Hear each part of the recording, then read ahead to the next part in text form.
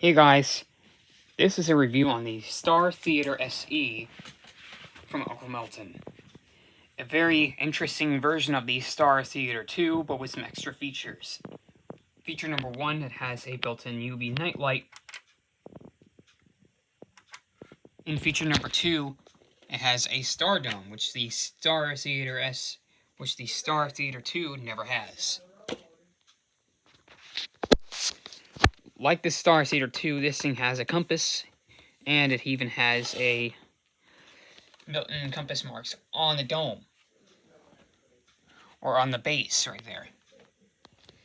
Just like the Star Theater 2, it has a meteor maker, which it can project different comets. An asteroid, which can project meteors and comets.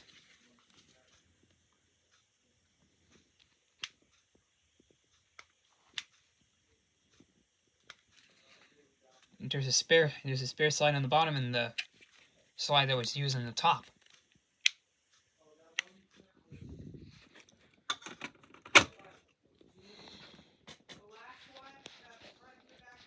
The globe can be powered by batteries, but this thing is also powered by AC, which can also have DC power input, which the Star Theater 2 did not have. Just like the Star Theater 2, you can set it to any month or season of the year and set it to a time. I'm currently in spring now, or at the end of spring, so we're getting close to June. So we're at these constellations right now.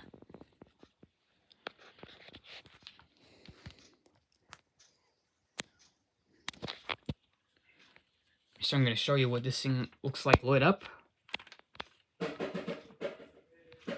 And that's what it looks like when it's turned on. I'll turn off the lights for you. So, tap off! Okay, so the lights are off, and now we can be able to see what constellations that we have during the spring. The audio tour may not be accurate. I tried following some of the audio tour. Some of them are accurate, some of them are not. Most of the constellations, since the light bulb is so dim you can barely see, so the only way to see them perfectly is in a dark room. But that's the way it is. The meteor maker can project them very far away. I've done it at a certain point where you use the meteor maker in an audio tour where you do swift motions to project shooting stars or meteors.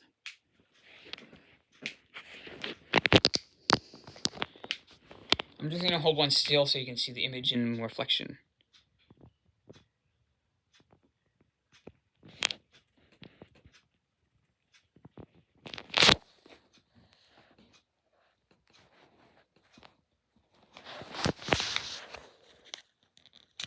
Hold on. A very, very faint glow, of which my lights are obstructing.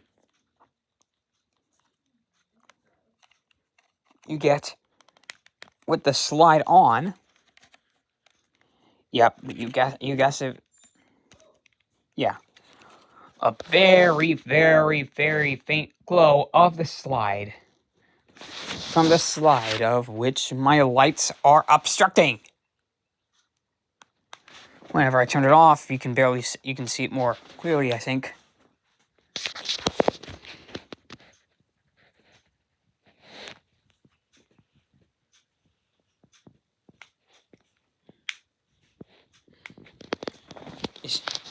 Which is a little bit annoying because, yeah, even with a dark room, it still makes it a little bit more hard to see.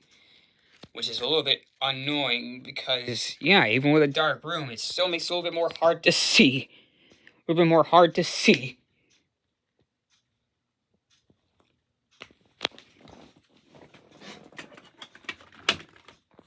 The bulb is a little bit more brighter. I think the bulb on this is a little bit more brighter than the meteor maker, which kind of makes sense because in the night sky they're very faint. So I think Uncle Milton tries. So I think the Uncle Milton Company did a pretty good representation of how faint shooting stars could be if you see them at night.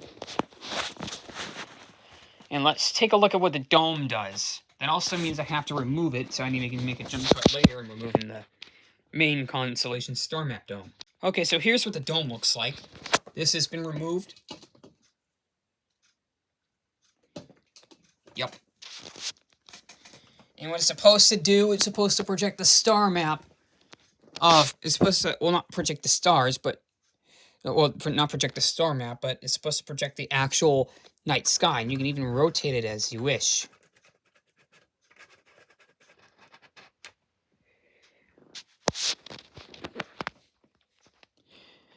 The date function does not work on this.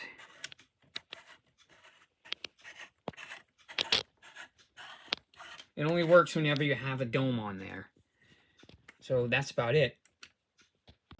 Apparently the locking mechanism that locks the star map canopy was snapped off as soon as I try to take it off and replace it with this black star dome. Because even if you try to do it yourself, yeah, they always tend to lock easy. They always tend to snap off easily. So what I recommend is just to use a hot glue gun and put a little dab on that tiny lock to fill the patch of that broke spot. So that way your dome will be locked and you don't have to worry about it. To avoid removing the dome, even though the instruction manual tells you to, is just to place it over top. If you ever have the Star Wars Science Death Star Planetarium, you would do, you lay the dome on top of the main star map, and the same thing is here. You just need to do a little bit of finagling to get that thing to fit. And then when you're done, you just remove it. And if I remove it, it wouldn't loose. Even if I go the other way, it wouldn't just do that. The hot glue thing is doing its job. It's doing its job really well, so we have to be very careful. This piece is really sensitive, so you need to be careful with that. The Star Theater 2 does not have the dome, does not have this black piece, so... And the dome cannot be removed. Well, it can be removed just to replace the bulb. You just have to be careful. The same thing is here. Anyway, the same thing is true here. Anyway, this is... Right over here is the final part, the night light, which also acts as a black light to use this to use the stars with. To see the glowing green glow in the dark stars built into the dome.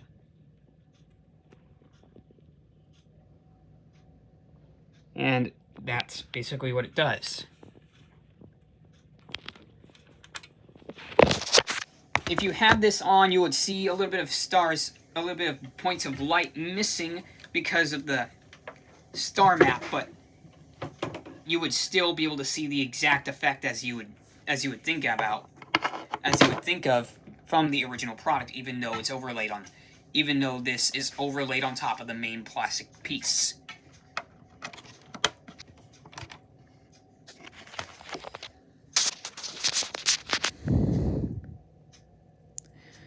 Yep, you can see a little bit of black spots, but it is enough to do the job. Well, I hope you enjoyed my review on the Star Theater SE. Thank you so much for watching.